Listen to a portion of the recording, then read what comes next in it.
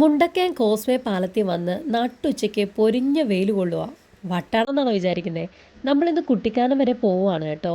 ഇന്നത്തെ വ്ലോഗ് ഇവിടെ നിന്ന് തുടങ്ങാമെന്ന് വിചാരിച്ചു.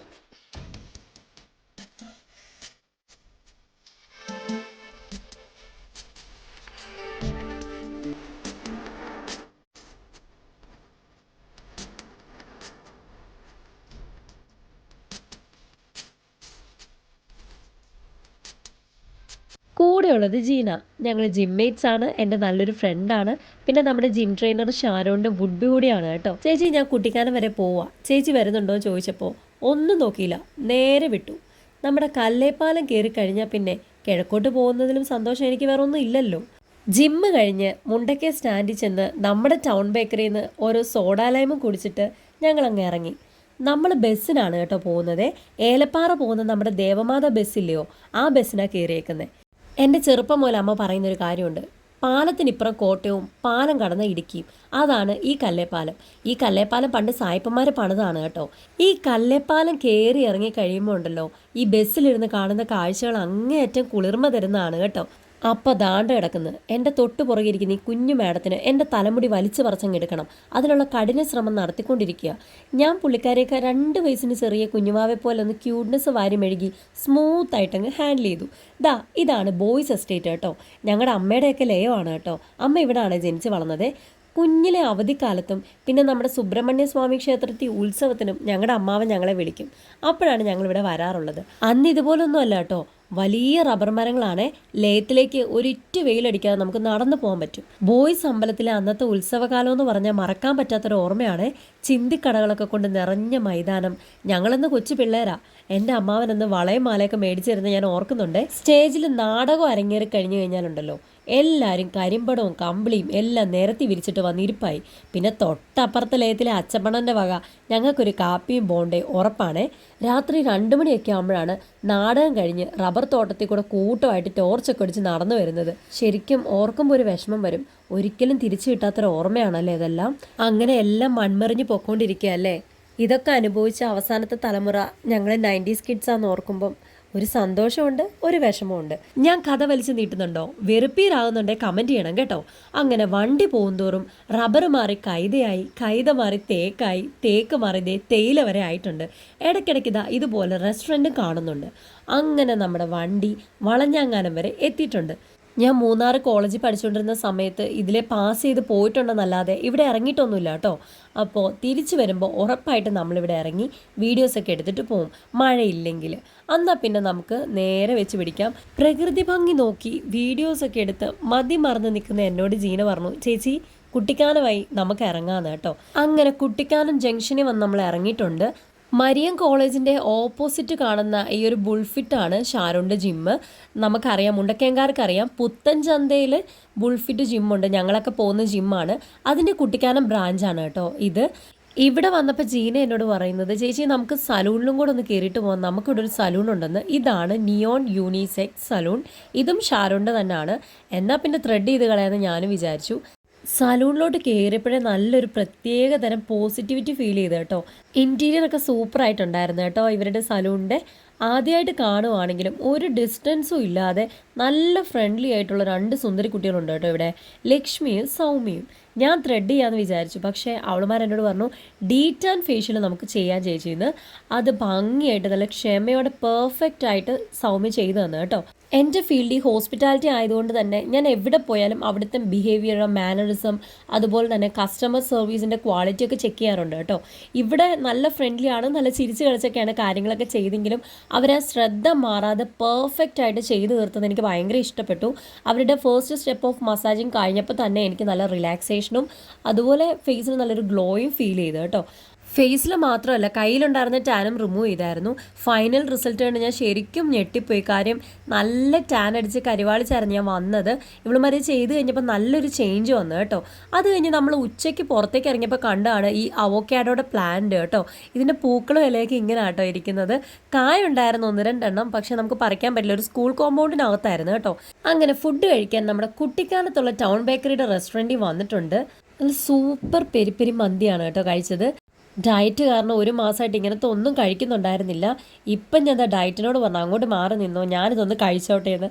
അങ്ങനെ നല്ല ആസ്വദിച്ച് മയണൈസൊക്കെ ചേർത്ത് അതിൻ്റെ ചിക്കനൊക്കെ കഴിച്ചപ്പോൾ കിട്ടിയ ഒരു സാറ്റിസ്ഫാക്ഷൻ, എൻ്റെ അമ്മയെ സ്വർഗം തന്നെ കേട്ടോ. ആദ്യമൊക്കെ എനിക്ക് മന്തിയോട് ഭയങ്കര വിരോധമായിരുന്നു, ഞാൻ ബിരിയാണി ലവറായിരുന്നു. പക്ഷേ ഇപ്പം മന്തി എനിക്ക് ഭയങ്കര ഇഷ്ടമാണ് കേട്ടോ. പിന്നെ 4 പേരുടെയും പ്ലേറ്റ് ഒരു 10 മിനിറ്റിൽ അങ്ങ് കാലിയായിട്ടുണ്ട്. തണുപ്പിനൊപ്പം കാണാൻ നല്ല ബ്യൂട്ടിഫുൾ ആയിട്ടുള്ളൊരു ഏരിയയും നല്ലൊരു ആംബിയൻസ് കിട്ടുന്നുണ്ട് കേട്ടോ. മന്തിയൊക്കെ കഴിച്ച് വയറ് നിറച്ചിട്ട് ഇതാ റെസ്റ്റ് എടുക്കുകയാണ് എൻ്റെ കൂടെയുള്ള 3 അത് കഴിഞ്ഞ് വീണ്ടും സലൂണിൽ വന്ന് ബാഗൊക്കെ എടുത്ത് ഇറങ്ങാമെന്ന് വിചാരിച്ചു. അപ്പോഴാണ് ഓർത്തത് മേളിലുള്ള നമ്മുടെ ജിമ്മിലൊന്ന് കയറിയിട്ട് വരാമെന്ന്. മുമ്പൊക്കെ എനിക്ക് ജിമ്മൊന്നും ഇഷ്ടമല്ലായിരുന്നു കേട്ടോ. പക്ഷേ ജിമ്മിൽ വന്നു തുടങ്ങിയ പിന്നെ ഒരുപാട് ചേഞ്ചായി. ഏത് ജിമ്മ് കണ്ടാലും ഒന്ന് കയറാൻ തോന്നും. പിന്നെ നമുക്ക് ഒരു ദിവസം പോലും മടി തോന്നത്തില്ല. അതാണ് ഒരു ജിമ്മ് തരുന്നൊരു പോസിറ്റിവിറ്റി, ഒരു എനർജി എന്ന് പറയുന്നത്. അങ്ങനെ എല്ലാം കഴിഞ്ഞ് നമ്മൾ തിരിക്കുവാണ് കേട്ടോ. അത് കഴിഞ്ഞ് നമ്മൾ നേരെ ഇവിടുന്ന് ബസ് കയറി വളഞ്ഞങ്ങാനം വന്ന് ഇറങ്ങിയിട്ടുണ്ട് കേട്ടോ. ഇവിടെ വന്നപ്പോൾ ആണ് ഇവളുമാർ എന്നോട് പറഞ്ഞത്, ചാർലി സിനിമയിൽ നമ്മുടെ ദുൽഖർ സൽമാനും ടൊവിനോയും തമ്മിൽ മീറ്റ് ചെയ്യുന്നൊരു സീനുണ്ടല്ലോ, അതിവിടെ വെച്ചാൽ ഷൂട്ട് ചെയ്തതെന്ന്. എനിക്ക് ഇത്ര കാലമായിട്ട് ഇതൊന്നും അറിയത്തില്ലായിരുന്നേ. പ്രകൃതിയുടെ സൗന്ദര്യം ആസ്വദിക്കാൻ കിട്ടുന്ന ഒരു ചാൻസും ഞാൻ കളയത്തില്ല. വനത്തിനും വൈൽഡ് ലൈഫിനും ഒക്കെ അങ്ങേയറ്റം പ്രാധാന്യം കൊടുക്കുന്ന ഒരാളാണ് കേട്ടോ ഞാൻ. എന്നെ എത്ര ശല്യം ചെയ്താൽ കൂടെ ഒരു കുരങ്ങനെ പോലും ഞാൻ ഉപദ്രവിക്കുകയോ പേടിപ്പിക്കുകയോ ഒന്നും ചെയ്യത്തില്ല. അവർ നമ്മളെ ശല്യം ചെയ്യുന്നത് അവരുടെ വിശപ്പിൻ്റെ വേദന കൊണ്ടാണെന്നുള്ളത് നമ്മൾ മനസ്സിലാക്കണം. കഴിഞ്ഞ ഫുഡൊക്കെ കൊടുക്കാം, പക്ഷേ മറ്റ് ടൂറിസ്റ്റുകൾക്ക് ബുദ്ധിമുട്ട് വരാത്ത വിധത്തിൽ വേണം നമ്മൾ ഇവിടെ വന്നാൽ പെരുമാറാനായിട്ട്. ഈ കാട്ടിലെ ഈ ഒരു കാലാവസ്ഥ വ്യതിയാനവും ആഗോളതാപനവും ഒക്കെ മൂലം എത്രയോ ജീവികൾ കഴിക്കാൻ ആഹാരമോ കുടിക്കാൻ വെള്ളമോ ഇല്ലാതെ ബുദ്ധിമുട്ടാറുണ്ട്. അവർ മിണ്ടാപ്രാണികൾ, അവർക്ക് വിശപ്പിൻ്റെ വേദനയോ അല്ലെങ്കിൽ അവർക്ക് എന്തെങ്കിലും ബുദ്ധിമുട്ട് വന്നാലോ പറയാൻ അറിയത്തില്ല. അതറിഞ്ഞ് സഹായിക്കേണ്ട നമ്മളാണ് കേട്ടോ. ചില സമയത്ത് ഞാൻ ഓർക്കും നമ്മളൊക്കെ എത്രയോ ഭാഗ്യവാന്മാരാണ്. ഒരാഹാരം കഴിക്കണമെന്ന് ആഗ്രഹിച്ചാൽ ആ സമയത്ത് കഴിക്കാൻ പറ്റുന്നുണ്ടല്ലോ. ആ സമയത്ത് അത് കിട്ടാത്തവൻ്റെ അവസ്ഥയെക്കുറിച്ചൊന്ന് ആലോചിച്ചിട്ടുണ്ടോ? അത് മനുഷ്യനാണേലും ശരി, മൃഗമാണേലും ശരി, വിശപ്പെന്ന് പറയുന്ന വിശപ്പ് തന്നെയല്ലേ. അത് ആ രീതിക്ക് മനസ്സിലാക്കുന്ന എന്താണോ അന്ന് മാറാന്നേ ഉള്ളൂ നമ്മുടെയൊക്കെ മനോഭാവം എന്ന് പറഞ്ഞാൽ കേട്ടോ.